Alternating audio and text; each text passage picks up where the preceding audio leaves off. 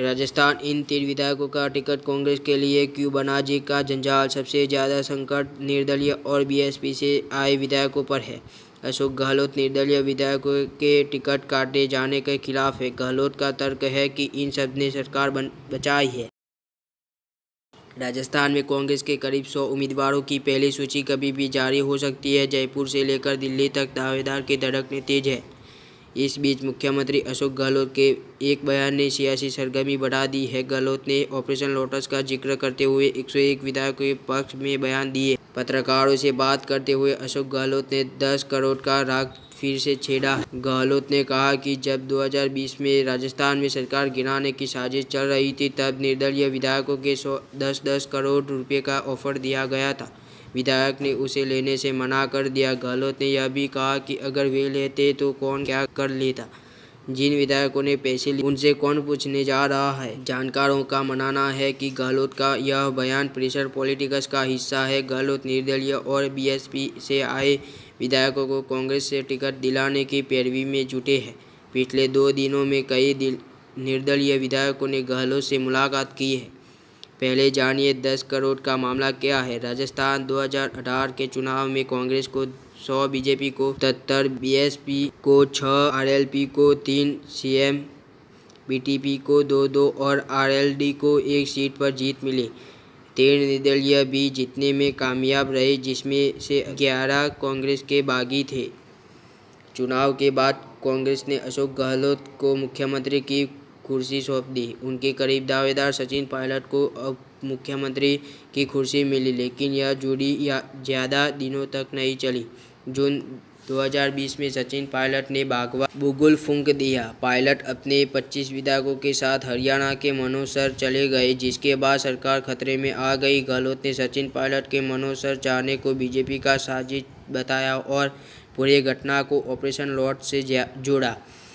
गहलोत ने कहा कि विधायकों को पैसे के पर ले जाया गया है। पायलट के प्लान को फेल करने के लिए गहलोत ने बीएसपी, सीएम, बीटीपी और निर्दलीय विधायकों को अपने साथ जोड़ा। सभी विधायकों को मिलाकर गहलोत 101 का आंकड़ा पार करने में सफल रहे, जिसके बाद सरकार नहीं गिरी। इधर कांग्रेस हाईकमान सचिन पायलट को भी मनाने में कामयाब रहे।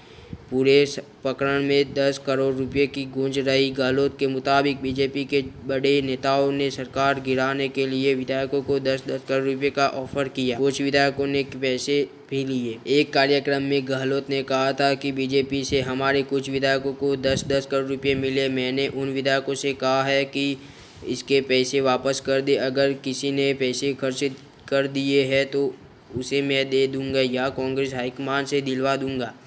युवा कांग्रेस, छात्र कांग्रेस और भारत यात्री को भी मिलेगा तरजीह। कांग्रेस के टिकट बंटवारे में युवा कांग्रेस, छात्र कांग्रेस और भारत जोड़ो यात्री को भी तरजीह मिलने की चर्चा है। कांग्रेस प्रभारी सुखजिंदर रंधावा ने दावा किया था कि पार्टी इस बार युवा और महिलाओं को भी ज़्यादा तरजीह देगी।